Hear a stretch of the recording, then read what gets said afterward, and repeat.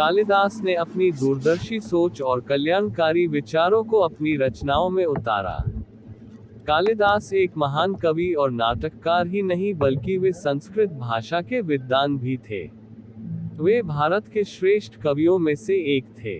उन्होंने भारत की पौराणिक कथाओं और दर्शन को आधार मानकर सुंदर, सरल और अलंकार युक्त भाषा में अपनी रचनाएं की और अपनी रचनाओं के माध्यम से भारत को एक नई दिशा देने की कोशिश की।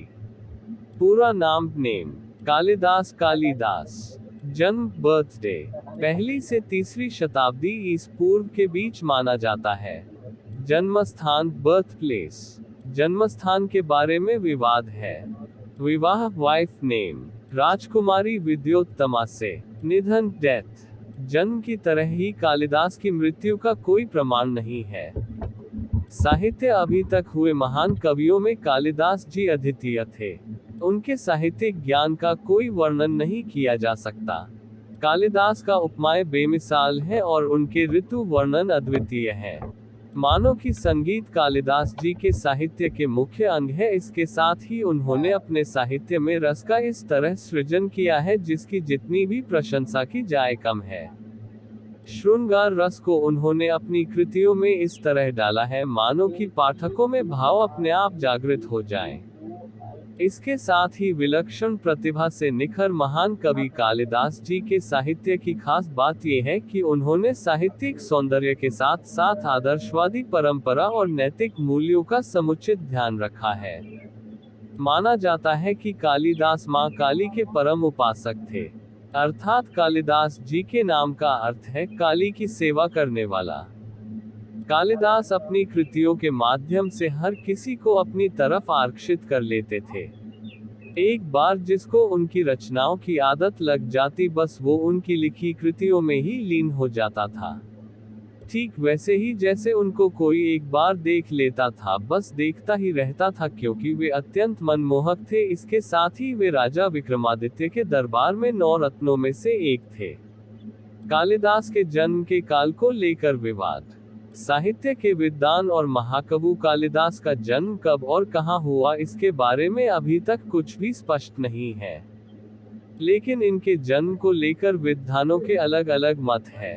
ऐसा माना जाता है कि 150 BC 450 ईस्वी तक कालिदास रहे होंगे, जबकि एक रिसर्च के मुताबिक कालिदास गुप्त काल में जन्मे होंगे। चूंकि कालिदास ने अद्वितीय शुंग शासक अग्निमित्र को नायक बनाकर मालविकाग्निमित्र नाटक लिखा और अग्निमित्र ने 170 ईसा पूर्व में शासन किया था जिससे कालिदास के जन्म का अनुमान लगाया जा सकता है। 6ठी सदी में बाणभट्ट ने अपनी रचना हर्षचरितम में कालिदास का उल्लेख किया है तथा इसी काल के पुलकेशिन द्वितीय के ऐहोल अभिलेख में कालिदास का जिक्र है। आखिरकार वे इनके बाद के नहीं हो सकते। इस तरह कालिदास के प्रथम शताब्दी ईसा पूर्व से 3वीं शताब्दी ईस्वी के बीच के जन्मे माने जाते हैं। कालिदास ने जन्म स्थान के बारे में भी कुछ स्पष्ट नहीं। महाकवि कालिदास के जन्म काल की तरह उनके जन्मस्थान के बारे में भी कुछ स्पष्ट नहीं कहा जा सकता। उन्होंने अपने खंडकाव्य मेघदूत में मध्य प्रदेश के उज्जैन शहर का काफी वर्णन किया है, इसलिए कई इतिहासकार मानते हैं महाकवि कालिदास उज्जैन के निवासी थे। कालिदास के जन्मस्थान के बारे में भी साहित्यकारों के अलग अलग मत हैं।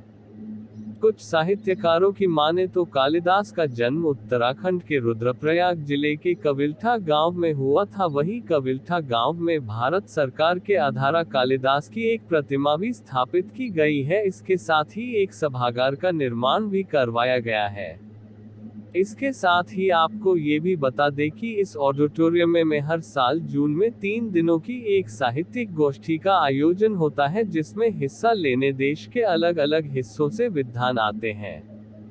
कालिदास की छवि अति सुंदर और मनमोहक थी। वे हर किसी को अपनी तरफ आकर्षित कर लेते थे। इसके साथ ही वे राजा विक्रमादित्य के दरबार में नवरत्नों में से एक थे।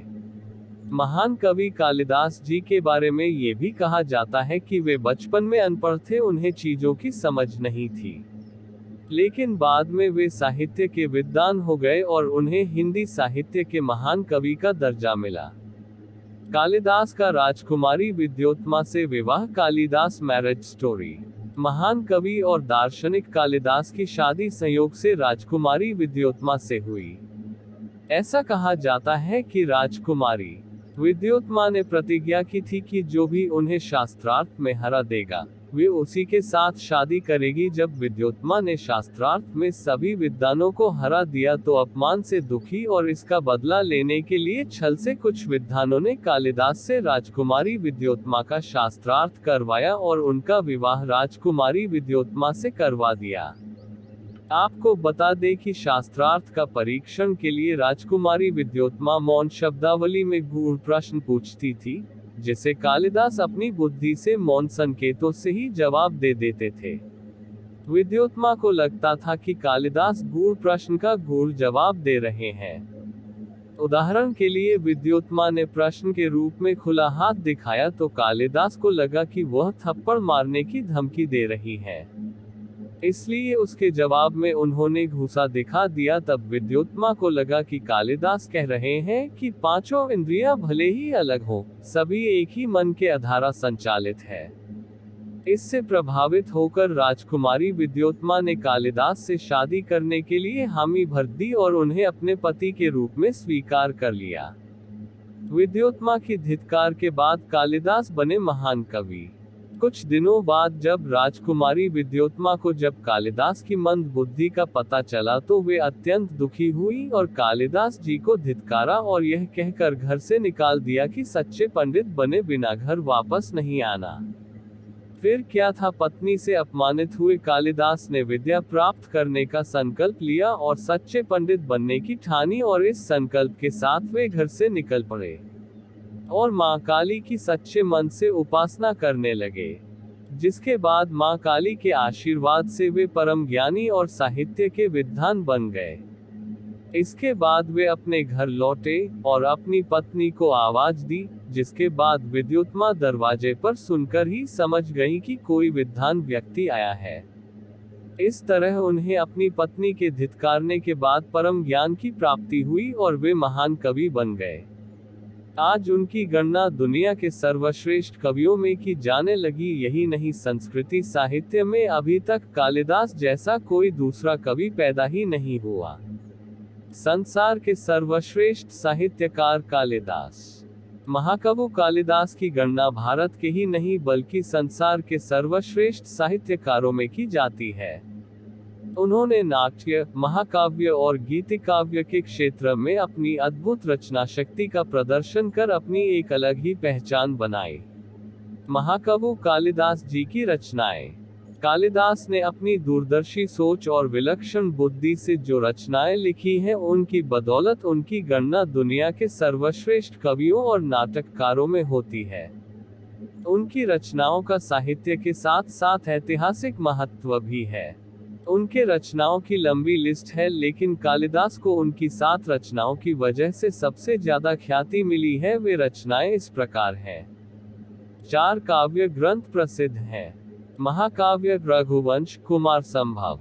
खंड काव्य मेघदूत, ऋतु संहार। 3 नाटक प्रसिद्ध हैं। अभिज्ञान शाकुंतलम, मालविकाग्निमित्र, विक्रमोर्वशीय। इन रचनाओं की वजह से वे दुनिया के सर्वश्रेष्ठ और महान कवि कहलाए। इसकी सुंदर सरस भाषा, प्रेम और विरह की अभिव्यक्ति और प्रकृति चित्रण से पाठक मुग्ध और भाव विभोर हो उठते हैं। कालिदास की रचनाओं का संक्षिप्त वर्णन इस प्रकार है। अभिज्ञान शाकुंतलम नाटक। महाकवि कालिदास जी का ये नाटक काफी मशहूर है। ये नाटक महाभारत के आदि पर्व के शकुंतला की व्याख्या पर आधारित है, जिसमें राजा दुष्यंत और शकुंतला की प्रेम कथा का वर्णन है। इस नाटक के कुल 7 अंक है। विक्रमोर्वशीयम नाटक। विक्रमोर्वास्यम। महाकवि कालिदास का विक्रमोर्वशीयम नाटक एक रोमांचक और रहस्यों से भरा नाटक है, जिसमें कालिदास जी पुरूरवा और अप्सरा उर्वशी के प्रेम संबंधों का वर्णन किया है। कवि का ये नाटक पाठकों को अंतिम क्षण तक बांधे रखता है और पाठकों में प्रेम भावना जागृत करता है, इसलिए भारी संख्या में पाठक कवि की इस रचना से जुड़े हैं। मेघदूत खंडकाव्य। मेघदूत कवि कालिदास का ये खंडकाव्य ने भी काफी प्रसिद्धि हासिल की है। दरअसल इस खंडकाव्य में कवि कालिदास ने एक पति की अपनी पत्नी के प्रति वेदना का वर्णन किया है। मेघदूत में कालिदास ने यक्ष नाम के एक सेवक की कहानी का वर्णन किया है। मालविकाग्निमित्रम नाटक मालविकाग्निमित्रम। महाकवि कालिदास का मालविकाग्निमित्रम नाटक राजा अग्निमित्र की प्रेम कहानी पर आधारित नाटक है। इस नाटक में साहित्य के विद्वान कवि कालिदास ने राजा अग्निमित्र और एक नौकर की बेटी मालविका के प्रेम मिलन की व्याख्या की है। महाकवि कालिदास का ये नाटक पाठकों के मन में एक अलख जगाए है। यही वजह है कि उनके इस नाटक को बहुत ख्याति मिली है। रघुवंश महाकाव्य रघुवंशम। साहित्य के विद्वान कवि कालिदास ने अपने महाकाव्य रघुवंश में रघुकुल वंश के राजाओं की व्याख्या की है। इस महाकाव्य में कवि ने बताया कि भगवान राम रघुवंश से संबंध रखते थे। इसके साथ ही इस महाकाव्य में ये भी बताया गया कि दिलीप रघुकुल के प्रथम राजा थे। कुमार संभवम महाकाव्य कुमार संभव। महाकाव्य कुमार संभवम में भगवान शिव और माता पार्वती जी की प्रेम कथा की व्याख्या की है। इसमें कवि कालिदास ने माता पार्वती के सौंदर्य रूप की व्याख्या करते हुए लिखा है कि संसार में जितने भी मनमोहक उपमान हो सकते हैं उन सभी एकत्रित कर और फिर उसे भलीभांति सही स्थान पर संयोजित कर विधाता ने बड़े जतन से माता पार्वती को बनाया था। उन्होंने अपने महाकाव्य में ये भी लिखा कि संसार का सारा सौंदर्य माता पार्वती में समाहित है। इसके साथ ही कालिदास ने कुमार संभवम में भगवान शिव का माता पार्वती के प्रति प्रेम को भावपूर्ण दर्शाया है, जिसे पढ़कर हर पाठक भाव विभोर हो जाता है। इसके अलावा इस महाकाव्य में भगवान शिव और माता पार्वती के पुत्र कार्तिकेय के जन्म के बारे में भी व्याख्या की गई है। महाकवि कालिदास की अन्य रचनाएं। कालिदास की रचनाएं। कालिदास न सिर्फ एक अच्छे कवि और नाटककार थे बल्कि उन्हें ज्योतिषी का भी अच्छा ज्ञान था। कालिदास जी उत्तर कालामृत पुस्तक की रचना की है जो कि मुख्य रूप से ज्योतिष पर आधारित है और जिससे पता चलता है कि महाकवि कालिदास ज्योतिषी विद्या में भी प्रखर थे। कालिदास जी के आधारा लिखी कुछ अन्य रचनाएं नीचे लिखी गई हैं जो कि इस प्रकार है। श्यामा दंडकम, श्रृंगार रसाष्टम, श्रृंगार तिलकम, कर्पूरमंजरी, पुष्पबाण विलासम। कालिदास जी की रचनाओं की खास बातें अबाउट कालिदास इन हिंदी। कालिदास जी अपनी रचनाओं में अलंकार युक्त, सरल और मधुर भाषा का इस्तेमाल करते थे।